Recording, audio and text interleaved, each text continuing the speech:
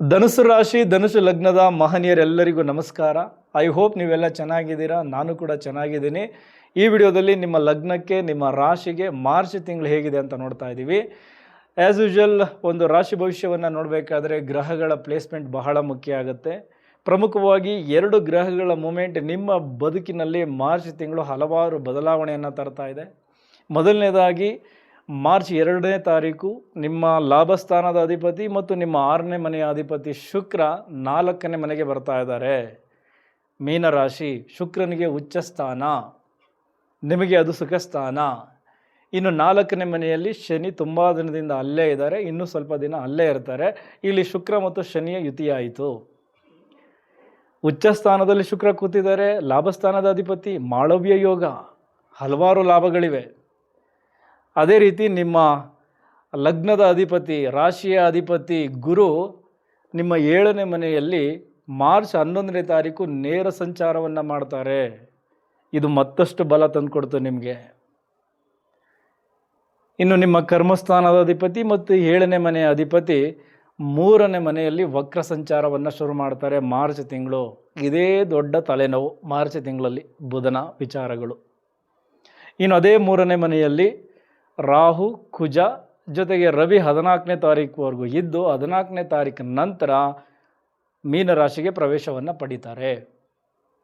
So Rahu ಕುಜ ಒಂದಾದಾಗ ಅದೊಂದು ರೀತಿ ಅಂಗಾರಕ ಯೋಗವೂ ಹೌದು, ಅಂಗಾರಕ ದೋಷವೂ ಹೌದು. ಸೊ ಈ ಗ್ರಹಗಳ ಪ್ಲೇಸ್ಮೆಂಟಿಂದ ಬೇರೆ ಬೇರೆ ಕ್ಷೇತ್ರಗಳಲ್ಲಿ ಬೇರೆ ಬೇರೆ ವಿಚಾರಗಳಲ್ಲಿ ಏನೆಲ್ಲ ಕಾದಿವೆ. ಗ್ರಹಗಳ ದೃಷ್ಟಿಯು ಬಹಳ ಇಂಪಾರ್ಟೆಂಟು. ನಾವು ವಿಚಾರಗಳನ್ನು ಮಾತನಾಡಬೇಕಾದ್ರೆ ಅದನ್ನು ಗಣನೆಗೆ ತಗೋಣ. ಈಗ ಹಣಕಾಸು ಮತ್ತು ವ್ಯಾಪಾರ ಈ ವಿಚಾರದ ಕಡೆ ಗಮನ ಕೊಡೋಣ. ಓಕೆ, ಹಣಕಾಸು ಅಂದಾಗ ಧನಸ್ಥಾನ, 5ನೇ ಮನೆ ಹೂಡಿಕೆಯ ಸ್ಥಾನ, ಲಕ್ಷ್ಮಿ ಸ್ಥಾನ, 6ನೇ ಮನೆ ಸಾಲ, 11ನೇ ಮನೆ ಲಾಭ, 9ನೇ ಮನೆ ಭಾಗ್ಯ. ಓಕೆ, ಈಗ ನಿಮ್ಮ 11ನೇ ಮನೆಯ ಅಧಿಪತಿ 6ನೇ ಮನೆಯ ಅಧಿಪತಿ 4ನೇ ಮನೆ ಉಚ್ಚ ಸ್ಥಿತಿಯಲ್ಲಿ ಕೂತಿದ್ದಾರೆ ಶುಕ್ರ. ನಾನು ಆಲ್ರೆಡಿ ಹೇಳಿದೆ ಮಾಳವ್ಯ ಯೋಗ ಅಂತ. ಸೊ ನಿಮಗೆ ಈ ಹಿಂದೆ ನೀವೆಲ್ಲೋ ಇನ್ವೆಸ್ಟ್ಮೆಂಟ್ ಮಾಡಿರ್ತೀರ ಅಥವಾ ಯಾರಿಗೋ ದುಡ್ಡು ಕೊಟ್ಟಿರ್ತೀರ, ಸ್ಟಕ್ ಆಗಿಬಿಟ್ಟಿರ್ತದೆ, ದುಡ್ಡು ಬರೋದೇ ಇಲ್ಲ ಅಂತ ಅಂದ್ಕೊಂಡಿರ್ತೀರ. ಸೊ ಮಾರ್ಚ್ ತಿಂಗಳಲ್ಲಿ ನಿಮ್ಮ ಹಣ ಬಂದು ನಿಮ್ಮ ಕೈ ಸೇರುತ್ತೆ.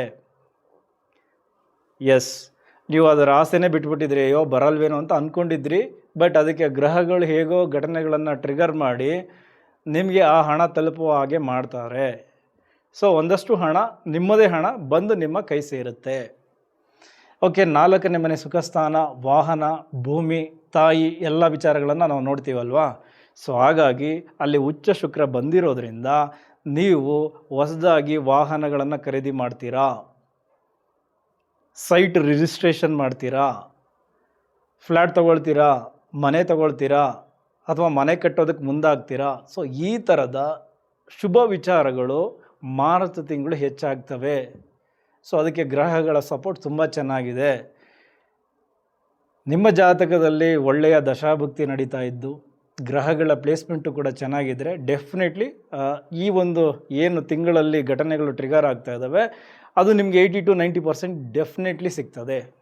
ಓಕೆ, ಈಗ ಹಣ ಬರ್ತಾ ಇದೆ ಗೊತ್ತಾಯಿತು. ಸೊ ನಿಮಗೆ ಗುರು ನಿಮ್ಮ ಲಗ್ನಕ್ಕೆ ದೃಷ್ಟಿ ಹಾಕಿದ್ದಾರೆ ಮತ್ತು ನಿಮ್ಮ 3ನೇ ಮನೆಗೂ ಕೂಡ ದೃಷ್ಟಿ ಹಾಕ್ತಾರೆ.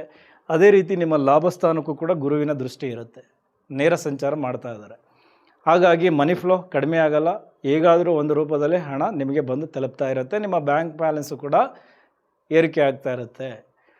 ವ್ಯಯನೂ ಇರಬೇಕಲ್ವ ತಿಂಗಳು ಅಂದಾಗ. ಮುಖ್ಯವಾಗಿ ವ್ಯಯ ಆಗ್ತಾ ಇರೋದು ನಾನು ಆಲ್ರೆಡಿ ಹೇಳಿದೆ. ನೀವು ವೆಹಿಕಲ್ಗೆ ಇನ್ವೆಸ್ಟ್ಮೆಂಟ್ ಮಾಡ್ತೀರಾ, ಮನೆ ಖರೀದಿಗೆ ಇನ್ವೆಸ್ಟ್ಮೆಂಟ್ ಮಾಡ್ತೀರಾ, ಫ್ಲ್ಯಾಟ್ ತೊಗೋಬೋದು ಅಂತ. ಸೊ ಆ ರೀತಿಯ ಒಳ್ಳೆಯ ವ್ಯಯಗಳು ಮೊದಲು ಕಾಣಿಸ್ಕೊಳ್ತಾ ಇರೋದು. ಆ ನಂತರ ನಿಮ್ಮ ಎಲೆಕ್ಟ್ರಾನಿಕ್ ಐಟಮ್ಸ್ಗಳು ಕೈ ಕೊಡ್ತವೆ. 3ನೇ ಮನೆಯಲ್ಲಿ ಬುಧ ವಕ್ರಿಯಾಗಿರೋದ್ರಿಂದ ರಾಹು ಕುಜ ಒಂದಾಗಿರೋದ್ರಿಂದ ನಿಮ್ಮ ಮೊಬೈಲ್ ಕೆಟ್ಟೋಗ್ಬೋದು, ಅಥವಾ ಈಗಿರೋ ಮೊಬೈಲು ನಿಮಗೆ ಸಾಕಾಗಿದೆ, ಓಲ್ಡ್ ಆಯಿತು, ಹೊಸ ತಗೊಳ್ಳೋಣ ಅಂಥೇಳಿ ನಿಮ್ಮ ಮೊಬೈಲನ್ನು ಅಪ್ಡೇಟ್ ಮಾಡ್ತೀರಾ. ಬೇರೆ ಯಾವುದೋ ಒಂದು ಸ್ಮಾರ್ಟ್ಫೋನ್ನ ಖರೀದಿ ಮಾಡ್ತೀರಾ. ಸೊ ದೊಡ್ಡ ಮೊತ್ತದ್ದೇ, ಅಲ್ಲಿ ಸ್ವಲ್ಪ ಖರ್ಚುಗಳಾಗುತ್ತೆ. ನಿಮ್ಮ ಲ್ಯಾಪ್ಟಾಪ್ ರಿಪೇರಿಗೆ ಬರಬಹುದು, ಎಲೆಕ್ಟ್ರಾನಿಕ್ ಐಟಮ್ಸ್ ಏನೇನಿವೆ ಅವೆಲ್ಲ ರಿಪೇರಿಗೆ ಬರ್ಬೋದು. ಆ ಖರ್ಚುಗಳು ಜಾಸ್ತಿ ಆಗುತ್ತೆ. ಸದ್ಯಕ್ಕೆ ಈ ತಿಂಗಳು ಯಾರಿಗೂ ದುಡ್ಡು ಕೊಡಬೇಡಿ.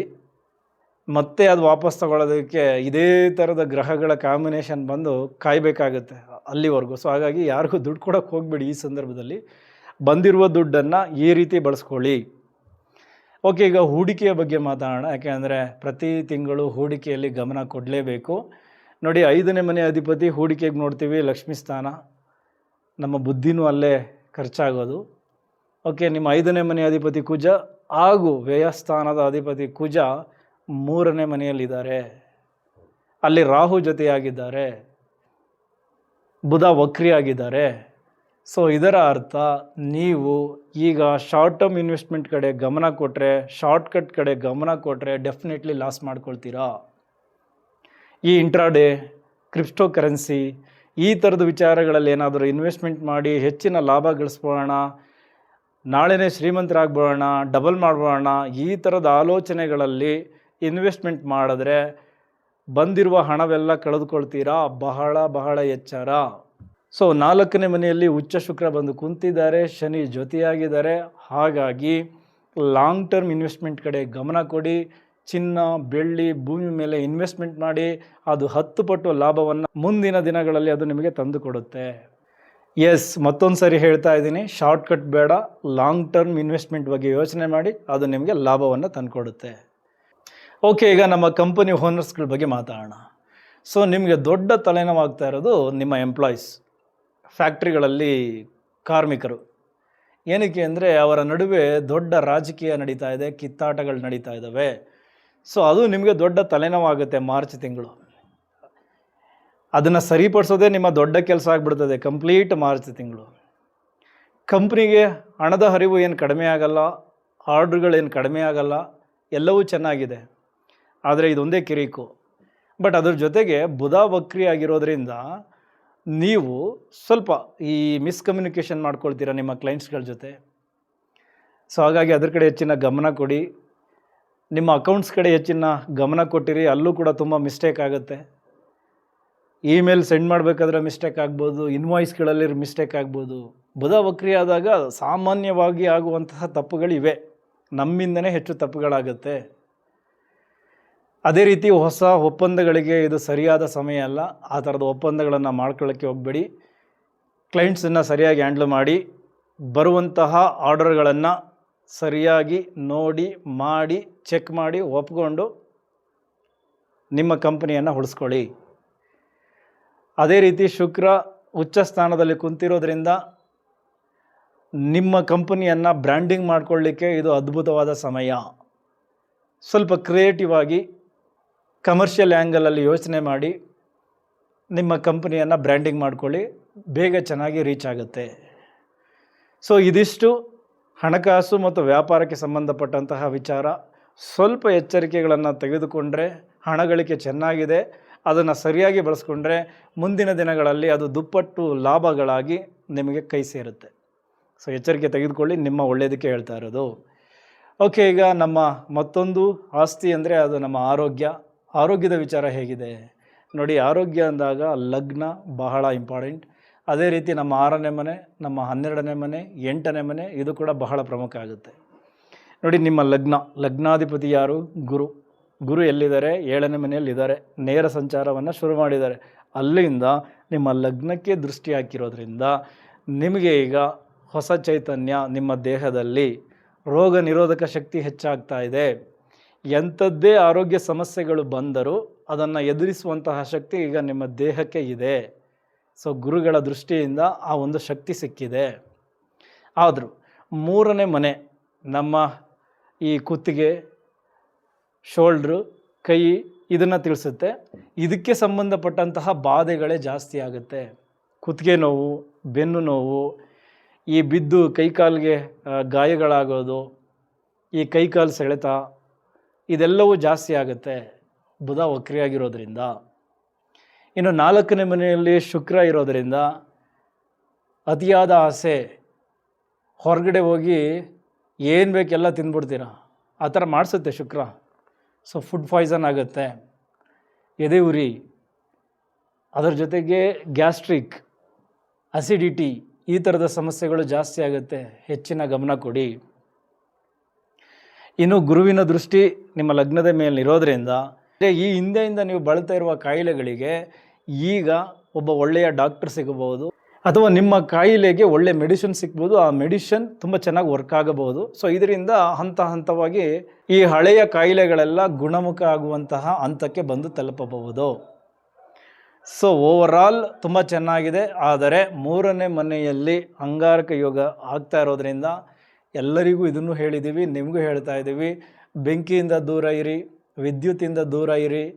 ಮನೆಯಲ್ಲಿ ಬಳಸುವ ಸಣ್ಣ ಪುಟ್ಟ ಆಯುಧಗಳು ಕೂಡ ನಿಮಗೆ ತೊಂದರೆ ಕೊಡ್ಬೋದು. ಸೊ ನಿಮಗೆ ಸ್ಪೆಷಲಿ ಕೈ, ಸೊ ನೀವು ಚಾಕು ಯೂಸ್ ಮಾಡ್ತಿದ್ರೆ ಮನೆಯಲ್ಲಿ ಬಹಳ ಎಚ್ಚರಿಕೆಯಿಂದ ಯೂಸ್ ಮಾಡಿ. ಆತುರತೆಯನ್ನು ತೋರಿಸ್ಬೇಡಿ ಯಾವುದೇ ಕೆಲಸದಲ್ಲಿ. ಅದೇ ರೀತಿ ವೆಹಿಕಲ್ ಬಳಸಬೇಕಾದ್ರೆ ಪದೇ ಪದೇ ನಿಮ್ಮ ವೆಹಿಕಲನ್ನು ಚೆಕ್ ಮಾಡಲೇಬೇಕು. ಹೆಲ್ಮೆಟ್ ಕಡ್ಡಾಯವಾಗಿ ಬಳಸಬೇಕು, ಸೀಟ್ ಬೆಲ್ಟ್ ಇರಬೇಕು, ಸ್ಪೀಡ್ ಡ್ರೈವ್ ಮಾಡಬಾರ್ದು, ಓವರ್ಟೇಕ್ ಮಾಡಬಾರ್ದು, ನಿಮ್ಮ ಇಂಜಿನ್, ನಿಮ್ಮ ಟೈರ್ ಎಲ್ಲವನ್ನು ಚೆಕ್ ಮಾಡಲೇಬೇಕು. ಚಿಕ್ಕ ಪುಟ್ಟ ಪ್ರಯಾಣವನ್ನು ತೋರಿಸ್ತಾ ಇದೆ, ನೀವು ಹೋಗ್ತೀರಾ. ಸೊ ಹಾಗಾಗಿ ಪ್ರಯಾಣದಲ್ಲಿ ಎಚ್ಚರಿಕೆ ಇರಲಿ, ನಿಮ್ಮ ವೆಹಿಕಲ್ಗಳಲ್ಲೂ ಕೂಡ ಎಚ್ಚರಿಕೆ ಇರಲಿ. ಎಸ್, ಈಗ ಪ್ರೀತಿ, ಪ್ರೇಮ ಮತ್ತು ಗಂಡ ಹೆಂಡತಿ. ಎಸ್, ಪ್ರೀತಿ ಅಂದಾಗ 5ನೇ ಮನೆ ಬಹಳ ಪ್ರಮುಖ. 5ನೇ ಮನೆಯ ಅಧಿಪತಿ ಯಾರು? ಕುಜ. ಅವ್ರು ಎಲ್ಲಿದ್ದಾರೆ? 3ನೇ ಮನೆ. 3ನೇ ಮನೆ ಅಂದ್ರೇನು? ಕಮ್ಯುನಿಕೇಷನ್. ಬುಧ ಅಲ್ಲಿ ವಕ್ರಿಯಾಗಿದ್ದಾರೆ. ಇದರ ಅರ್ಥ ನೀವು ವಾಟ್ಸಪ್ಪಲ್ಲಿ ಕಳಿಸುವಂತಹ ಒಂದು ಸಣ್ಣ ಮೆಸೇಜ್ ನಿಮ್ಮ ಪ್ರೀತಿಯ ಜೀವನಕ್ಕೆ ದೊಡ್ಡ ಬ್ರೇಕಪ್ ಹಂತಕ್ಕೆ ತಂದು ಬಿಡಬಹುದು. ನಿಮ್ಮ ಸಂದೇಶವನ್ನು, ನಿಮ್ಮ ಮಾತುಗಳನ್ನು, ನಿಮ್ಮ ಮನಸ್ಥಿತಿಯನ್ನು ನಿಮ್ಮವರು ತಪ್ಪಾಗಿ ತಿಳಿದುಕೊಳ್ಳುವಂತಹ ಸಮಯ. ಹಾಗಾಗಿ ಕಮ್ಯುನಿಕೇಷನ್ ಮಾಡಬೇಕಾದ್ರೆ ತುಂಬ ಎಚ್ಚರ. ಸಣ್ಣ ಸಣ್ಣ ವಿಚಾರಗಳು ದೊಡ್ಡ ಮಟ್ಟದ ಗಲಾಟೆಗಳಾಗಿ ಬ್ರೇಕಪ್ ಹಂತಕ್ಕೆ ತಂದು ಬಿಡಬಹುದು. ನಿಮ್ಮ ಸಂದೇಶಗಳನ್ನು, ನಿಮ್ಮ ಮಾತುಗಳನ್ನು, ನಿಮ್ಮ ಮನಸ್ಥಿತಿಯನ್ನು ನಿಮ್ಮವರು ತಪ್ಪಾಗಿ ಅರ್ಥ ಮಾಡ್ಕೊಳ್ತಾರೆ. ಅದನ್ನು ನೀವು ಈಗ ಅರ್ಥ ಮಾಡ್ಕೊಳ್ಳಿ, ಮಾರ್ಚ್ ತಿಂಗಳಲ್ಲಿ ಹೇಗಿರಬೇಕು ಅಂತ. ಹಾಗಾಗಿ ಕಮ್ಯುನಿಕೇಷನ್ ಮಾಡಬೇಕಾದ್ರೆ, ಈ ವಾಟ್ಸಪ್ಪಲ್ಲಿ ಮೆಸೇಜ್ ಮಾಡಬೇಕಾದ್ರೆ ಅಥವಾ ಅವರ ಹತ್ತಿರನೇ ನೀವು ಮಾತನಾಡಬೇಕಾದ್ರೆ ಬಹಳ ಎಚ್ಚರಿಕೆ ಇರಲಿ. ಸಣ್ಣ ಸಣ್ಣ ಎಡವಟ್ಟುಗಳು ನಿಮ್ಮ ಪ್ರೀತಿಯ ಬದುಕಿಗೆ ದೊಡ್ಡ ದೊಡ್ಡ ಸಮಸ್ಯೆಗಳನ್ನೇ ತಂದುಬಿಡ್ತವೆ. ಹಾಗಾಗಿ ಈ ತಿಂಗಳು ಸ್ವಲ್ಪ ಪ್ರೀತಿಯನ್ನು ತುಂಬ ಎಚ್ಚರಿಕೆಯಿಂದ ಕಾಪಾಡಿಕೊಳ್ಳುವ ತಿಂಗಳು, ಅದರ ಕಡೆ ಹೆಚ್ಚಿನ ಗಮನ ಕೊಡಿ. ಬಟ್ ಒಂದು ವಿಚಾರ ನೆನ್ಪಿಟ್ಕೊಳ್ಳಿ, ಯಾರೋ 3ನೇ ವ್ಯಕ್ತಿ ಬಂದು ನಿಮ್ಮವ್ರ ಬಗ್ಗೆ ಹೇಳಿದಾಗ ನೀವು 3ನೇ ವ್ಯಕ್ತಿಯ ಮಾತನ್ನು ಹೆಚ್ಚಾಗಿ ನಂಬಬೇಡಿ, ಕೇಳಬೇಡಿ. ಓಕೆ, ಸೊ ಅದೊಂದನ್ನು ಮಾರ್ಚ್ ತಿಂಗಳು ಮಾಡ್ಕೊಂಡೋಗಿ. ನಿಮ್ಮ ಪ್ರೀತಿ ಡೆಫಿನೆಟ್ಲಿ ಉಳ್ಕೊಳ್ಳುತ್ತೆ, ಮುಂದಿನ ದಿನಗಳು ಚೆನ್ನಾಗಿರುತ್ತೆ. ಆಗ ನೀವು ಬೇಕಾದರೆ ಈ ಪ್ರೀತಿಯನ್ನು ಇನ್ನೊಂದು ಹಂತಕ್ಕೆ ತಗೊಂಡೋಗಿ ಮದುವೆ ಆಗಿ ಅದೆಲ್ಲ ಮಾಡ್ಕೋಬೋದು. ಬಟ್ ಈ ತಿಂಗಳು ಸ್ವಲ್ಪ ಕಾಪಾಡಿಕೊಳ್ಳೋದರ ಕಡೆನೇ ಹೆಚ್ಚು ಗಮನ ಕೊಡಿ. ಇನ್ನು ಹಾಗೆ ಗಂಡ ಹೆಂಡತಿ, ನಿಮ್ಮಿಬ್ಬರ ನಡುವೆ ಏನೂ ಕಡಿಮೆ ಇಲ್ಲ. ಹಳೆಯ ವಿಚಾರಗಳನ್ನೆಲ್ಲ ಕೆದಕಿ ಈಗ ದೊಡ್ಡ ಮಟ್ಟದ ಜಗಳ ಮಾಡ್ತಾ ಇದ್ದೀರಾ. ನೀನಾ ಅನ್ನುವಂತಹ ಫೈಟ್ ನಿಮ್ಮಿಬ್ಬರ ನಡುವೆ ನಡೀತಾ ಇದೆ. ಈಗೋ ಕ್ಲಾಶಸ್ ಜಾಸ್ತಿ. ಅದನ್ನೆಲ್ಲ ಬಿಡುವಂತಹ ತಿಂಗಳು ಮಾರ್ಚ್ ತಿಂಗಳು. ಯಾಕೆ ಸುಮ್ಮನೆ ಸಂಬಂಧಗಳನ್ನು ಹಾಳು ಮಾಡ್ಕೊಳ್ತೀರಾ? ಇರೋದೊಂದು ಜೀವನ, ಚೆನ್ನಾಗಿ ಎಂಜಾಯ್ ಮಾಡಬೇಕು. ಏನಿದೆ ಬದುಕಿನಲ್ಲಿ? ಪ್ರೀತಿ, ವಿಶ್ವಾಸ, ನಂಬಿಕೆ ಅಷ್ಟೇ. ಹಾಗಾಗಿ ಹಳೆ ವಿಚಾರಗಳನ್ನು ಕೆದಕಕ್ಕೆ ಹೋಗ್ಬಿಡಿ. ಯಾರೋ 3ನೇ ವ್ಯಕ್ತಿ ಹೇಳಿದ್ದನ್ನೆಲ್ಲ ಕೇಳಿಸ್ಕೊಂಡು ನೀವಿಬ್ಬರು ಜಗಳಾಡ್ತಿದ್ರೆ ನಿಮ್ಮನ್ನು ಸಮಾಧಾನ ಮಾಡೋದಕ್ಕೆ ಖಂಡಿತ ಆ 3ನೇ ವ್ಯಕ್ತಿ ಬರೋದಿಲ್ಲ. ನೀವೇ ಜಗಳ ಆಡಿ ದೂರ ಆಗ್ತೀರ ಅಷ್ಟೇ. ಆದರೆ ಗುರುವಿನ ದೃಷ್ಟಿ ನಿಮ್ಮ 3ನೇ ಮನೆಗೂ ಇದೆ, ನಿಮ್ಮ ಲಗ್ನಕ್ಕೂ ಇದೆ. ಹಾಗಾಗಿ ಎಷ್ಟೇ ದೊಡ್ಡ ಜಗಳ ಆದರೂ ಅಂತಿಮವಾಗಿ ಇಬ್ಬರಲ್ಲೊಬ್ಬರು ರಾಜಿಯಾಗಿ ಹೆಂಗೋ ನಿಮ್ಮ ಸಂಬಂಧಗಳನ್ನು ನೀವೇ ಉಳಿಸ್ಕೊಳ್ತೀರಾ. ಇದಿಷ್ಟು ಗಂಡ ಹೆಂಡತಿಯ ನಡುವೆ ಇರುವಂತಹ ವಿಚಾರ ಮಾರ್ಚ್ ತಿಂಗಳಲ್ಲಿ. ಸ್ವಲ್ಪ ಎಚ್ಚರಿಕೆಯಿಂದ ಇರಿ, ಹಳೆಯ ವಿಚಾರಗಳನ್ನು ಈಗ ಕೆದಕಲಿಕ್ಕೆ ಹೋಗಬೇಡಿ. ಈಗ ಕೋರ್ಟ್ ಕೇಸ್ ಮತ್ತು ವಕೀಲರ ಬಗ್ಗೆ ನೋಡೋಣ. ನೋಡಿ, ಕೋರ್ಟ್ ಕೇಸ್ ಬಂದಾಗ ನಮ್ಮ ಶತ್ರುಸ್ಥಾನ 6ನೇ ಮನೆ, ಅದೇ ರೀತಿ 12ನೇ ಮನೆ, ಈ ಬಂಧನ, ಆ ಥರದ ವಿಚಾರಗಳನ್ನು ತಿಳಿಸುವಂಥದ್ದು. ಈಗ 6ನೇ ಮನೆಯ ಅಧಿಪತಿ ಯಾರು? ಶುಕ್ರ ಬಂದು ಉಚ್ಚ ಸ್ಥಾನದಲ್ಲಿ ಕೂತಿದ್ದಾರೆ. ಆದರೆ ನಿಮ್ಮ 3ನೇ ಮನೆಯಲ್ಲಿ 12ನೇ ಮನೆಯ ಅಧಿಪತಿ ಕುಂತಿದ್ದಾರೆ, ಅಲ್ಲಿ ಬುಧ ವಕ್ರಿಯಾಗಿದ್ದಾರೆ. ಸೊ ಇದರ ಕಾಂಬಿನೇಷನಲ್ಲಿ ಮೊದಲನೇದಾಗಿ ಈ ಯಾವುದು ಸಿವಿಲ್ಗೆ ಸಂಬಂಧಪಟ್ಟಂತಹ ಕೇಸ್ಗಳು ಯಾವ್ಯಾವಿವೆ, ಅಥವಾ ರಿಯಲ್ ಎಸ್ಟೇಟ್ಗೆ ಸಂಬಂಧಪಟ್ಟಂತಹ ಕೇಸ್ಗಳು ಯಾವ್ಯಾವಿವೆ, 4ನೇ ಮನೆ ಶುಕ್ರ ಉಚ್ಚಸ್ಥಾನದಲ್ಲಿರೋದ್ರಿಂದ ಅವೆಲ್ಲ ಇತ್ಯರ್ಥಕ್ಕೆ ಬರ್ತವೆ. ಇಲ್ಲ ರಾಜಿ ಸಂಧಾನಕ್ಕೆ ಮುಂದಾಗಿ ಕೋರ್ಟಿಂದ ಹೊರಗಡೆ ನೀವು ಅದನ್ನು ರಾಜಿ ಸಂಧಾನ ಮಾಡಿಕೊಂಡು ಆ ಕೇಸಿಂದ ಹೊರಗಡೆಗೆ ಬರ್ಬೋದು. ಸೊ ಈ ಥರದ ಘಟನೆಗಳೆಲ್ಲ ನಡೀತವೆ. ಅದರ ಜೊತೆಗೆ 3ನೇ ಮನೆಯನ್ನು ನಮ್ಮ ಡಾಕ್ಯುಮೆಂಟ್ಸ್ ನೋಡೋದಕ್ಕೆ ಬಳಸ್ಕೊಳ್ತೀವಿ. ಅಲ್ಲಿ ಬುಧ ವಕ್ರಿಯಾಗಿದ್ದಾರೆ. ಸೊ ನಿಮ್ಮ ಸಾಕ್ಷಿಗಳೇ ನಿಮಗೆ ಉಲ್ಟಾ ಹೊಡಿಬಹುದು. ನಿಮ್ಮ ದಾಖಲಾತಿಗಳಲ್ಲಿ ಹೆಚ್ಚು ತಪ್ಪುಗಳಾಗಬಹುದು. ಸೊ ಅದರ ಕಡೆ ಹೆಚ್ಚಿನ ಗಮನ ಇರಲಿ. ನಿಮ್ಮ ವಿರೋಧಿಗಳು ನಿಮ್ಮ ವಿರುದ್ಧ ಸುಳ್ಳು ಸಾಕ್ಷಿಗಳನ್ನು ಸೃಷ್ಟಿ ಮಾಡಬಹುದು, ಅವು ಕೂಡ ಹೆಚ್ಚು ನಡೀತದೆ, ಅದರ ಕಡೆ ಗಮನ ಇರಲಿ. ಆಮೇಲೆ ನೀವು ನಿಮ್ಮ ಲಾಯರ್ ಹತ್ರ ಸತ್ಯವನ್ನು ಮುಚ್ಚಿಡಬಾರದು ಯಾವುದೇ ಕಾರಣಕ್ಕೂ. ಇದೆಲ್ಲ ಗಮನವನ್ನು ಕೊಟ್ಟರೆ ಡೆಫಿನೆಟ್ಲಿ ಕೆಲವು ಕೇಸ್ಗಳಲ್ಲಿ ನಿಮಗೆ ಸ್ವಲ್ಪ ಲಾಭಗಳಿವೆ, ನಿಮ್ಮ ಪರವಾಗಿ ತೀರ್ಪು ಬರುತ್ತೆ. ಡಿವೋರ್ಸ್ ಕೇಸ್ಗಳು ಇತ್ಯರ್ಥಕ್ಕೆ ಬರ್ತವೆ, ಜೀವನಾಂಶ ಸಿಗುತ್ತೆ. ಚೆಕ್ ಬೌನ್ಸ್ ಕೇಸ್ಗಳು ಕೂಡ ಇತ್ಯರ್ಥಕ್ಕೆ ಬರ್ತವೆ. ಓವರಾಲ್ ಹೇಳಬೇಕು ಅಂದರೆ ಅಂತಿಮವಾಗಿ ಗೆಲುವು ನಿಮ್ಮದೇ. ಯಾಕೆ ಅಂದರೆ ಗುರುವಿನ ದೃಷ್ಟಿ 3ನೇ ಮನೆ ಮೇಲಿದೆ. ಹಾಗಾಗಿ ಗೆಲುವು ಖಂಡಿತ ನಿಮಗೆ ಸಿಗುತ್ತೆ. ಬಟ್ ಹಾಗಂತ ತುಂಬ ಸುಲಭವಾಗಿ ಗೆದ್ದು ಬಿಡ್ತೀನಿ ಅಂತ ಅಂದ್ಕೊಳ್ಳೋಕೆ ಹೋಗ್ಬಿಡಿ. ತಂತ್ರಗಳು ಕುತಂತ್ರಗಳು ನಿಮ್ಮ ವಿರುದ್ಧ ತುಂಬ ಚೆನ್ನಾಗೇ ನಡೀತವೆ. ಅದನ್ನೆಲ್ಲ ಫೇಸ್ ಮಾಡೋದಕ್ಕೆ ನೀವು ಕಲಿಬೇಕು, ಎಚ್ಚರಿಕೆಯಿಂದ ಇರಬೇಕು. ಓಕೆ, ಸೊ ಇದಿಷ್ಟು ಕೋರ್ಟ್ ಕೇಸ್ಗೆ ಸಂಬಂಧಪಟ್ಟಂತಹ ವಿಚಾರ. ಅದೇ ರೀತಿ ನಮ್ಮ ವಕೀಲರ ಬಗ್ಗೆ ಹೇಳೋದಾದರೆ ನಿಮಗೆ ಡೆಫಿನೆಟ್ಲಿ ಒಳ್ಳೊಳ್ಳೆ ಹೈ ಪ್ರೊಫೈಲ್ ಕೇಸ್ಗಳೇ ಬರ್ತವೆ. ಸ್ಪೆಷಲಿ ರಿಯಲ್ ಎಸ್ಟೇಟ್ಗೆ ಸಂಬಂಧಪಟ್ಟಂತಹ ಕೇಸ್ಗಳು, ಡಿವೋರ್ಸ್ ಕೇಸ್ಗಳು. ಯಾಕೆಂದರೆ ಶುಕ್ರ ಉಚ್ಚ ಸ್ಥಾನದಲ್ಲಿ ಕುಂತಿದ್ದಾರೆ, ನಿಮ್ಮ ಹಣ ಗಳಿಕೆ ಜಾಸ್ತಿ ಆಗಬೇಕು. ಸೊ ಹಾಗಾಗಿ ಆ ಥರದ ಕೇಸ್ಗಳೇ ನಿಮ್ಮನ್ನು ಹುಡ್ಕೊಂಡು ಬರ್ತವೆ, ನಿಮ್ಮ ಬ್ಯಾಂಕ್ ಬ್ಯಾಲೆನ್ಸ್ ಜಾಸ್ತಿ ಆಗುತ್ತೆ. ಬಟ್ ಇಲ್ಲಿ ನಿಮಗೆ ತಲೆನೋವಿರೋದು ನಿಮ್ಮ ಕ್ಲೈಂಟ್ಸ್ಗಳೇ. ಅಂದರೆ ಈಗ ಆಲ್ರೆಡಿ ನೀವೇನು ಹ್ಯಾಂಡ್ಲ್ ಮಾಡ್ತಾ ಇದ್ದೀರಲ್ಲ, ಅವರು ಅಂತಿಮವಾಗಿ ಸ್ವಲ್ಪ ಉಲ್ಟಾ ಹೊಡೆದ್ಬಿಡ್ತಾರೆ ಕೋರ್ಟ್ ಹಾಲಲ್ಲಿ. ಅಲ್ಲಿ ನಿಮಗೆ ಮುಜುಗರ ಆಗುತ್ತೆ.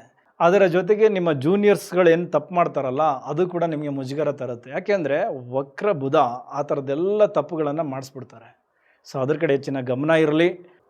ಈ ಮಾರ್ಚ್ ತಿಂಗಳು ನಿಮ್ಮ ಕೆರಿಯರ್ಗೆ ಸಂಬಂಧಪಟ್ಟಂತೆ ನಿಮ್ಮ ಪ್ರೊಫೈಲ್ನ ಇನ್ನೊಂದು ಹಂತಕ್ಕೆ ತೆಗೆದುಕೊಂಡು ಹೋಗೋಕ್ಕೆ ಒಳ್ಳೆಯ ತಿಂಗಳು. ಅದನ್ನು ಸರಿಯಾಗಿ ಬಳಸ್ಕೊಳ್ಳಿ. ಗೌರವ ಪ್ರಾಪ್ತಿ ಡೆಫಿನೆಟ್ಲಿ ನಿಮಗೆ ಮಾರ್ಚ್ ತಿಂಗಳಲ್ಲಿ ಆಗುತ್ತೆ. ಹಣ ಗಳಿಕೆಯೂ ಚೆನ್ನಾಗಿರುತ್ತೆ. ಎಸ್, ಈಗ ಉದ್ಯೋಗ ಕ್ಷೇತ್ರ, ಉದ್ಯೋಗ ಅಂದಾಗ ನಮ್ಮ ಸರ್ಕಾರಿ ಅಧಿಕಾರಿಗಳು, ಪ್ರೈವೇಟ್ ಎಂಪ್ಲಾಯೀಸ್ ಎಲ್ಲರೂ ಬರ್ತಾರೆ. ಈಗ ಸರ್ಕಾರಿ ಅಧಿಕಾರಿಗಳ ಬಗ್ಗೆ ನೋಡೋಣ. ನೋಡಿ, ಸರ್ಕಾರಿ ಅಧಿಕಾರಿಗಳಿಗೆ ನಿಮ್ಮ ಕರ್ಮಸ್ಥಾನದ ಅಧಿಪತಿ ಬುಧ 3ನೇ ಮನೆಯಲ್ಲಿ ವಕ್ರಿಯಾಗಿದ್ದಾರೆ. ನೀವೇನು ಮಾಡಿದ್ರೂ ತಪ್ಪು. ನಿಮ್ಮ ಮೇಲಧಿಕಾರಿಗಳು ನಿಮ್ಮ ವಿಚಾರದಲ್ಲಿ ಬರೀ ತಪ್ಪುಗಳನ್ನೇ ಹುಡುಕ್ತಾ ಇದ್ದಾರೆ. ನಿಮಗೆ ಬೇಕಂತಲೇ ಮೆಮೊ ಕಳಿಸ್ತಾ ಇದ್ದಾರೆ. ಅವರ ಜೊತೆ ಹೆಚ್ಚು ವಾಗ್ವಾದ ನಡೀತಾ ಇದೆ. ರಾಜಕಾರಣಿಗಳ ಜೊತೆ ನಿಮ್ಮ ಮಾತುಕತೆ ಚೆನ್ನಾಗಿ ಆಗ್ತಾ ಇಲ್ಲ. ಈಗೋ ಕ್ಲಾಶಸ್, ಸ್ವಾಭಿಮಾನಕ್ಕೆ ಧಕ್ಕೆ ತರುವಂತಹ ವಿಚಾರಗಳು. ಹಾಗಾಗಿ ಮೊದಲ 14 ದಿನ ಅಂದರೆ ರವಿ ಮೀನರಾಶಿಗೆ ಎಂಟ್ರಿ ಆಗೋವರೆಗೂ ತುಂಬ ತಲೆನೋವು, ತುಂಬ ತಲೆಬಿಸಿ. ಸಾರ್ವಜನಿಕರ ಜೊತೆ ಮಾತನಾಡಬೇಕಾದ್ರೆ ಸ್ವಲ್ಪ ಎಚ್ಚರಿಕೆಯಿಂದ ಮಾತನಾಡಿ. ನಿಮ್ಮ ಆಡಿಯೋ ರೆಕಾರ್ಡಿಂಗ್ ಆಗಬಹುದು. ನಿಮ್ಮ ಸುತ್ತಮುತ್ತ ಹಿಡನ್ ಕ್ಯಾಮ್ರಾಗಳು ವರ್ಕ್ ಮಾಡ್ತಾ ಇದ್ದಾವೆ, ವಿಡಿಯೋನು ಕೂಡ ರೆಕಾರ್ಡ್ ಮಾಡ್ಕೊಳ್ತಾರೆ. ಅದರ ಕಡೆ ಹೆಚ್ಚಿನ ಗಮನ ಇರಲಿ. ಇದು ಮೊದಲ 14 ದಿನ ನೀವಿಷ್ಟು ವಿಷಯಗಳಲ್ಲಿ ಎಚ್ಚರಿಕೆಯನ್ನು ತೆಗೆದುಕೊಂಡ್ರೆ ನಂತರದ 14 ದಿನಗಳು ನಿಮಗೆ ತುಂಬ ಫೇವರಬಲ್ ಆಗಿರ್ತವೆ. ಯಾಕೆ ಅಂದರೆ ನಿಮ್ಮ 3ನೇ ಮನೆಯಲ್ಲಿದ್ದ ರವಿ 4ನೇ ಮನೆಗೆ ಬರ್ತಾರೆ. 4ನೇ ಮನೆಯಲ್ಲಿ ಹುಚ್ಚ ಶುಕ್ರ ಕೂತಿದ್ದಾರೆ, ಜೊತೆಗೆ ಶನಿ ಮಹಾತ್ಮರು ಇದ್ದಾರೆ. ಅಲ್ಲಿ ನಿಮಗೆ ಕೆಲವು ನಿಮ್ಮ ಪರವಾದ ಘಟನೆಗಳು ನಡೀತವೆ. ಇಲ್ಲಿ ನೀವು ಬಚಾಯಿಸ್ಕೋಬೇಕು. ತಪ್ಪುಗಳನ್ನು ಮಾಡಬೇಡಿ, ಟ್ರಿಗರ್ ಮಾಡ್ತಾರೆ. ಇಲ್ಲಿ ನೀವು ಬಚಾಯಿಸ್ಕೊಂಡು 14 ದಿನ ದಾಟ್ಕೊಂಡು ನಂತರದ 14 ದಿನಗಳಲ್ಲಿ ತುಂಬ ದೊಡ್ಡ ಮಟ್ಟದ ಯಶಸ್ಸನ್ನು ಗಳಿಸ್ತೀರಾ. ನೀವು ಅಂದುಕೊಂಡದ ಜಾಗಕ್ಕೆ, ನೀವು ಅಂದುಕೊಂಡ ಪ್ಲೇಸ್ಗೆ ಬಡ್ತಿ ಸಿಗಬಹುದು.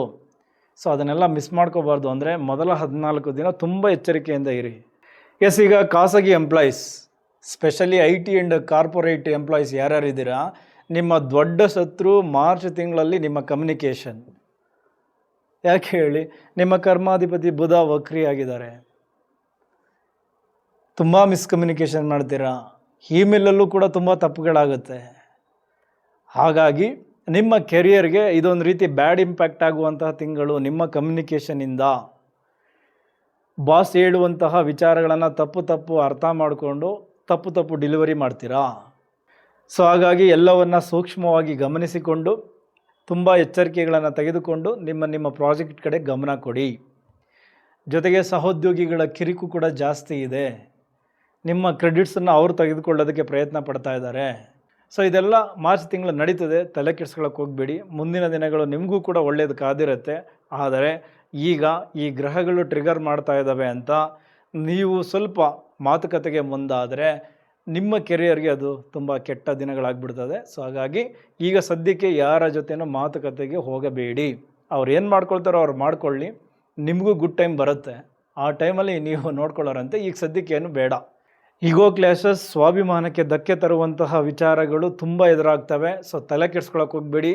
ಮಾರ್ಚ್ ತಿಂಗಳನ್ನು ಸೇಫಾಗಿ ಕಳಿಬೇಕು ಹೊರತು ಇನ್ನೊಬ್ಬರ ಜೊತೆ ವಾದ ವಿವಾದಗಳನ್ನು ಮಾಡಿಕೊಂಡು ನಮ್ಮ ಒಂದು ಪ್ರೊಫೈಲ್ಗೆ ಬ್ಯಾಡ್ ಇಂಪ್ಯಾಕ್ಟ್ ಬರೋ ಥರ ನಾವೇ ಮಾಡಿಕೊಂಡು ನಮ್ಮ ಕೆರಿಯರ್ನ ನಾವು ಹಾಳು ಮಾಡ್ಕೋಬಾರ್ದು ಅಲ್ವಾ.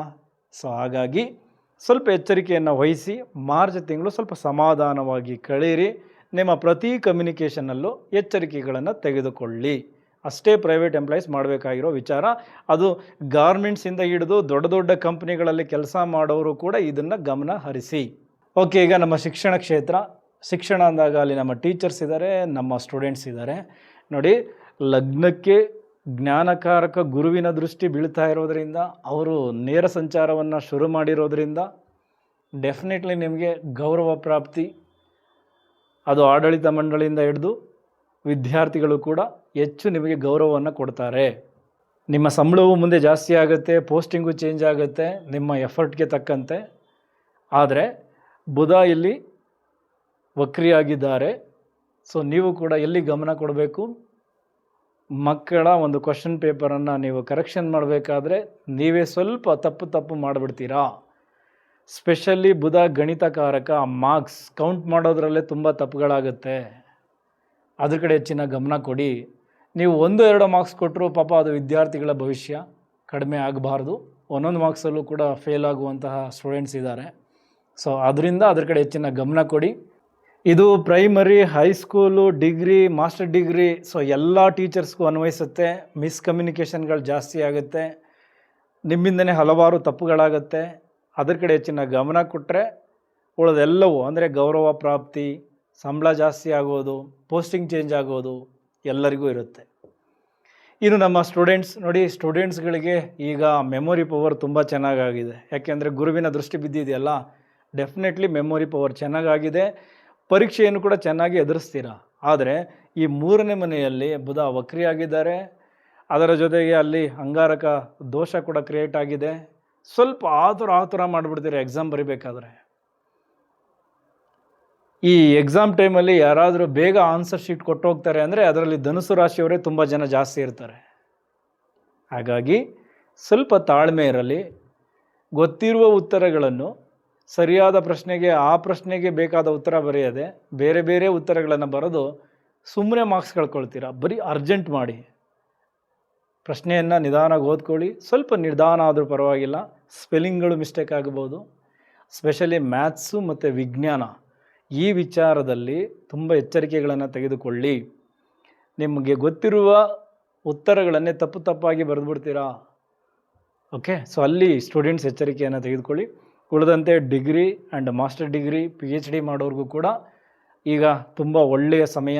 ಗುರುವಿನ ಸಪೋರ್ಟ್ ತುಂಬ ಚೆನ್ನಾಗಾಗಿದೆ. ಸೊ ಹಾಗಾಗಿ ನಿಮ್ಮ ಸ್ಟಡಿ ಇನ್ನೊಂದು ಲೆವೆಲ್ಗೆ ಹೋಗ್ತಾ ಇದೆ. ಬಟ್ ಕಮ್ಯುನಿಕೇಷನ್ ಕಡೆ ಗಮನ ಕೊಡಿ. ಯಾರ ಹತ್ರನೂ ತಪ್ಪಾಗಿ ಮಾತನಾಡಿ ಒಂದಷ್ಟು ಕೆಟ್ಟ ಸಂದರ್ಭಗಳನ್ನು ನೀವು ತಂದುಕೊಳ್ಳಬೇಡಿ. ಅದೇ ರೀತಿ ಈ ವಿದೇಶದಲ್ಲಿ ಓದಬೇಕು, ಅದಕ್ಕೆ ಟ್ರೈ ಮಾಡ್ತಾ ಇದ್ದರೆ ಡೆಫಿನೆಟ್ಲಿ ಅದಕ್ಕೆ ಅವಕಾಶಗಳು ತುಂಬ ಚೆನ್ನಾಗಿದೆ, ಅದನ್ನು ಬಳಸ್ಕೊಳ್ಳಿ. ಅದೇ ರೀತಿ ಎಲ್ಲ ಸ್ಟೂಡೆಂಟ್ಸ್ಗಳಿಗೂ ಆಲ್ ದ ಬೆಸ್ಟ್. ನಿಮ್ಮ ಎಕ್ಸಾಮ್ ಚೆನ್ನಾಗಾಗಲಿ, ನೀವು ಅಂದುಕೊಂಡಂತೆ ನಿಮಗೆ ಒಳ್ಳೆಯ ಮಾರ್ಕ್ಸ್ ಸಿಗಲಿ. ಈಗ ಕೃಷಿ ಕ್ಷೇತ್ರ. ಸೊ ಕೃಷಿಯಲ್ಲಿರೋರಿಗೆ ಖುಷಿಯ ವಿಚಾರಗಳಿದೆಯಾ? ನಮ್ಮ ಅನ್ನದಾತರಿಗೆ ಹೇಗಿದೆ ನೋಡಿ. ನಾವು ಕೃಷಿ ಅಂತ ಬಂದಾಗ 4ನೇ ಮನೆ ಭೂಮಿ, ಜಮೀನು. 4ನೇ ಮನೆಯಲ್ಲಿ ಶುಕ್ರ ಉಚ್ಚ ಸ್ಥಿತಿಯಲ್ಲಿ ಕುಂತಿರೋದ್ರಿಂದ ಇದೊಂದು ರೀತಿ ನಮ್ಮ ರೈತ ಬಾಂಧವರಿಗೆ ರಾಜಯೋಗ. ಅಂದರೆ ಈ ಶುಕ್ರನ ಕಾರಕತ್ವದ ಬೆಳೆಗಳು ಏನೇನಿವೆ ಅಲ್ಲ, ಅದೆಲ್ಲದಕ್ಕೂ ಬಂಪರ್ ಬೆಲೆ ಸಿಗುತ್ತೆ. ಹೂವಿನ ಕೃಷಿಕರಿಗೆ, ಹಣ್ಣುಗಳನ್ನು ಬೆಳೀತಾ ಇರೋರಿಗೆ, ತೆಂಗು, ಅಡಿಕೆ, ರೇಷ್ಮೆ, ಕಬ್ಬು, ಸೊ ಈ ಥರದ ಎಲ್ಲ ಕಮರ್ಷಿಯಲ್ ಬೆಳೆಗಳಿಗೂ ಕೂಡ ಹೆಚ್ಚಿನ ಬೆಲೆ ಸಿಗುತ್ತೆ. ತರಕಾರಿಗೂ ಕೂಡ ಹೆಚ್ಚಿನ ಬೆಲೆಗಳು ಬರುತ್ತೆ. ಸೊ ನೀವೆಲ್ಲ ಹಣ ಗಳಿಕೆ ತುಂಬ ಚೆನ್ನಾಗಾಗುತ್ತೆ. ಈ ನಿಮ್ಮ ಜಮೀನಿನಲ್ಲಿ ನೀರಿನ ಸಮಸ್ಯೆನೇ ಇರಲ್ಲ. ಬಟ್ ನಿಮಗೆ ತೊಂದರೆ ಆಗ್ತಾ ಇರೋದು ಎಲ್ಲಿ ಅಂದರೆ 3ನೇ ಮನೆ. 3ನೇ ಮನೆ ಅಂದರೆ ನಮ್ಮ ನೆರೆಹೊರೆ. ಸೊ ನಿಮ್ಮ ಪಕ್ಕದ ಜಮೀನಿನವರ ಜೊತೆ ಸುಮ್ಮನೆ ಕಿರಿಕುಗಳು ಜಾಸ್ತಿ ಆಗುತ್ತೆ. ಅದು ನೀರಿನ ವಿಚಾರಕ್ಕೂ ಆಗ್ಬೋದು, ಅಥವಾ ಮಧ್ಯೆ ಬರುವ ಒಂದು ರಸ್ತೆಗೂ ಆಗಬಹುದು, ಇನ್ನೇನೋ ಸಣ್ಣ ಪುಟ್ಟ ಕಿರಿಕಿಗಳು ನಿಮ್ಮ ಪಕ್ಕದ ಜಮೀನಿನ ಓನರ್ಸ್ಗಳ ಜೊತೆ ನಡೆದೇ ನಡೆಯುತ್ತೆ. ಬಟ್ ನೀವು ಅಲ್ಲಲ್ಲೇ ಇತ್ಯರ್ಥ ಮಾಡ್ಕೊಳ್ಳಿ. ಅದನ್ನು ಪೊಲೀಸ್ ಸ್ಟೇಷನ್ನು, ಕೋರ್ಟ್ ಮೆಟ್ಲು ಅಂತ ಇನ್ನೊಂದು ಹಂತಕ್ಕೆ ತೆಗೆದುಕೊಂಡು ಹೋಗಿ ಲಾಸಸ್ನ ಮಾಡ್ಕೊಳ್ಳೋಕೆ ಹೋಗಬೇಡಿ. ಓಕೆ, ನೀವು ಯಾರಿಗಾದ್ರೂ ಸಾಲ ಕೊಟ್ಟಿದ್ರೆ ಡೆಫಿನೆಟ್ಲಿ ವಾಪಸ್ ಬರುತ್ತೆ. ಬಟ್ ಈಗ ಯಾರಿಗೂ ಸಾಲ ಕೊಡೋಕೆ ಹೋಗಬೇಡಿ. ಕೃಷಿ ಸಾಲವೂ ಸಿಗುತ್ತೆ ನಿಮಗೆ, ಅದನ್ನು ಸರಿಯಾಗಿ ಬಳಸ್ಕೊಳ್ಳಿ. ಯಂತ್ರೋಪಕರಣಗಳು ಕೈ ಕೊಡ್ಬೋದು, ರಿಪೇರಿ ಖರ್ಚು ಎದುರಾಗ್ಬೋದು. ಸೊ ಅದರ ಕಡೆ ಹೆಚ್ಚಿನ ಗಮನ ಇರಲಿ. ಸೊ ಇದಿಷ್ಟು ಮಾರ್ಚ್ ತಿಂಗಳು ಧನುಸ್ಸು ರಾಶಿಯವರಿಗೆ ಸಿಗ್ತಾ ಇರುವ ಫಲಗಳು. ಗುರುವಿನಿಂದ ತುಂಬ ದೊಡ್ಡ ಅದೃಷ್ಟಗಳು ಕ್ರಿಯೇಟ್ ಆಗ್ತಾ ಇದೆ. ಉಚ್ಚ ಶುಕ್ರ ಕೂಡ ನಿಮಗೆ ಒಳ್ಳೆಯ ವಿಚಾರಗಳನ್ನು ತಂದುಕೊಡ್ತಾ ಇದ್ದಾರೆ. ಇದನ್ನೆಲ್ಲ ಸರಿಯಾಗಿ ಬಳಸ್ಕೊಳ್ಳಿ. ಆದರೆ ಕಮ್ಯುನಿಕೇಷನ್ ಕಡೆ ಗಮನ ಕೊಡಿ. ಅದು ಗಂಡ ಹೆಂಡತಿ, ಪ್ರೇಮಿಗಳು, ಈ ಬಾಸ್ ಎಂಪ್ಲಾಯೀಸು ಅಥವಾ ಕ್ಲೈಂಟ್ಸು, ಗಿರಾಕಿಗಳು, ಎಲ್ಲ ಕಡೆ ಕಮ್ಯುನಿಕೇಷನಲ್ಲೇ ತುಂಬ ತೊಂದರೆಗಳಾಗೋದು. ಅದರ ಕಡೆ ಎಚ್ಚರಿಕೆ ಇರಲಿ. ಓಕೆ, ಇಲ್ಲಿವರೆಗೂ ವಿಡಿಯೋ ನೋಡಿದ್ದಕ್ಕೆ ಧನ್ಯವಾದಗಳು. ಮುಂದಿನ ವಿಡಿಯೋದಲ್ಲಿ ಮತ್ತೆ ಸಿಗೋಣ. Thank you very much.